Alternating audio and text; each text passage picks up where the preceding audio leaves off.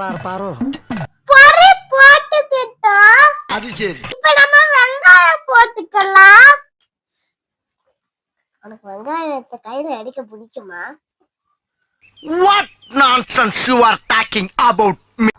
அடுத்து கேரட் எடுக்கணுமா?